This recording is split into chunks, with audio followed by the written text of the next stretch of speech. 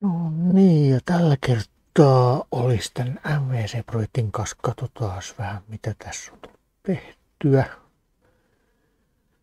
Eli luokkien autoloadi on tehty.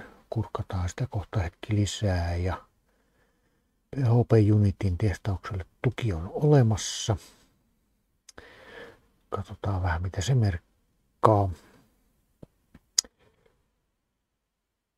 Eli aloitetaan nyt tuosta autoloadista tosiaan. Eli mullahan nämä luokat on niin kuin määrätyissä paikoissa, mitä niin kuin voidaan latailla.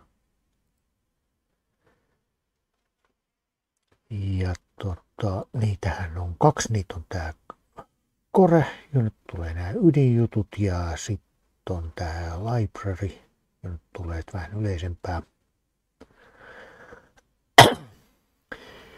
Ja se, mitä nyt tässä tehtiin, niin mä olen pistänyt tähän kaksi autoloaderia molemmille hakemistoille omansa.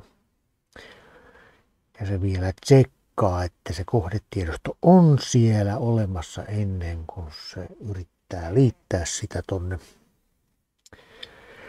Ja tää on ihan vaan sen takia, että kun näitä on kaksi ja PHP-koodissa kutsutaan luokkaa, mitä ei ole vielä ladattu, niin se yrittää hakea sen molemmilla.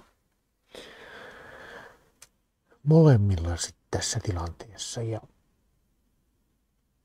no mitäs hyötyä tässä nyt sitten on? No siitä on se, että me voidaan tänne hakemistoihin pistää näitä luokkia lisää. Ei tarvitse tänne päivitellä mitään. Ne löytyy näillä automaattisesti sieltä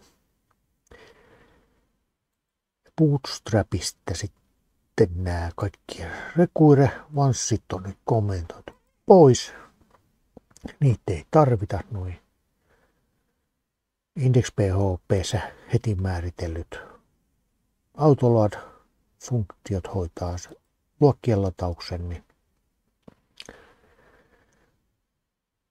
tässä nyt on mallina sitten, että jos luokat on olemassa, niin tehdään niistä noin.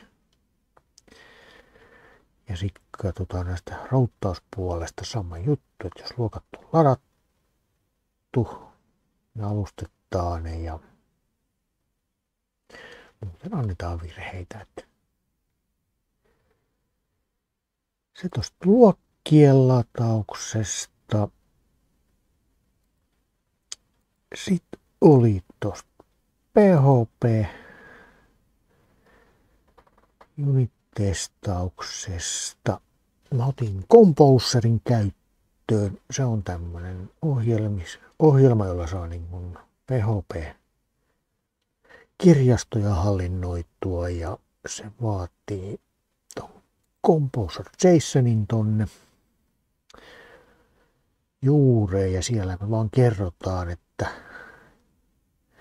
kehityspuolella edellytetään PHP Unit-kirjastoa, ja mä nyt otin tuohon ton 10, kanssa viimeisin vakaa siitä.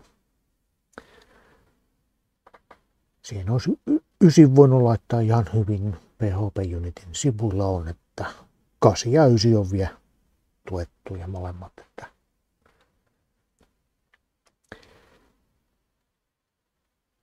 Ja tosiaan Composer pistää vaan updatea, niin se katsoo tosta, mitä tarvitaan, ja asentaa ne sitten tonne.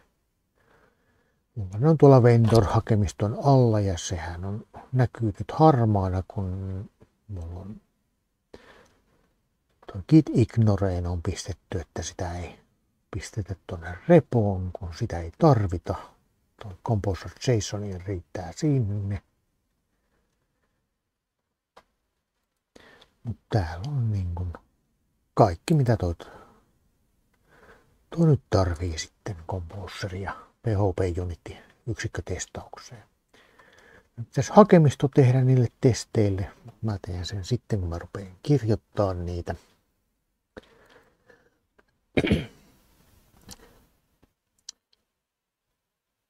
Sitten Tossa on pari isompaa asiaa vielä. Riippuvuusinjektiot,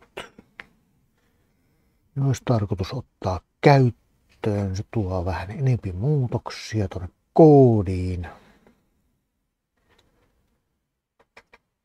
Ja varsinkin tuonne Bootstrapiin tulee ihan määrissä muutoksia näihin alustuksiin, miten nämä alustetaan. Kun ideahan tuossa riippuvuusinjektiossa on se, että kun me tehdään uusi objekti, niin me samalla kerrotaan sille esimerkiksi, että käytät tätä tietokantaoliota tietokantayhteyksiin, käytät toista oliota tuolla. Ja idea siinä on se, että se helpottaa sitä testaamista jonkin verran. Ja kun se kerrotaan tuossa sen luonnin yhteydessä, niin se ei tarvitse puuttua sen tarkemmin. Se on sitten yhdessä paikassa määritelty sille.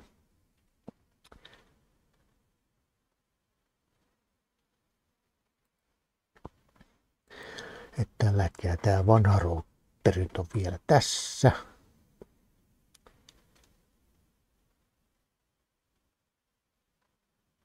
Itse asiassa tähän ei käytä tietokantaa ollenkaan. Se on itse asiassa controlleri, missä se taitaa olla käytössä.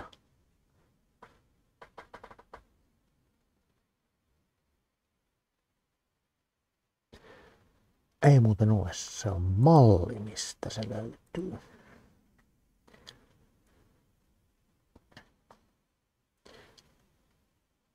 No kuitenkin mallille voitaisiin tehdä niin kuin yleisluokka, mitä noin sitten laajentaa ja sen objektin luonnissa sitten kerrotaan, että hei, meillä on tämmöinen tietokanta-objekti jo luotu tuolla, käytä sitä.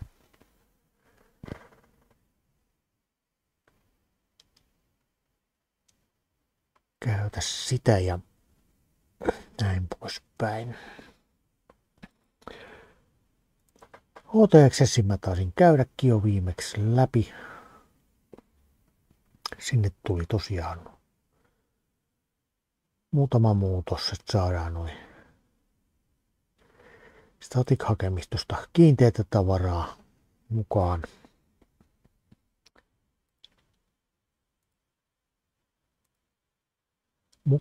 Sitten ja ongelma mulla nyt vaan nyt alkaneen viikon osalta on se, että mulla on vähän kiireitä tässä. Keskiviikkona on sen ohjelmistomääritelyn radion kurssi. Torstaina täytyy vähän TE-toimiston kanssa asioita hoitaa. Ja sitten on vielä radioamatööritutkinnon K-moduulin testi tulossa jossain välissä. Se olisi tarkoitus läpäistä. Siellä on määräyksiä, taajuuksia, tommosia paljon, niin se ei mene ihan Elsonikka-osaamisella suoraan. Tosiaan tässä nyt seuraavaksi sitten ensi viikolle mahdollisuuksien mukaan riippuvuusinjektiot. Ja jos mä ehdin saada sen valmiiksi, niin toi kirjautumistokenien tuki on semmoinen, minkä mä haluaisin tähän. Se on ihan kiva juttu. Mun täytyy vaan tehdä erilliset avaimet sitä varten.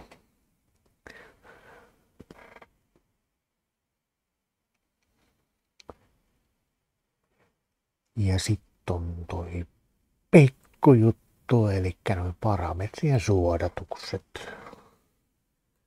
Niin kun nyt täälläkin tulee nämä main indeksit.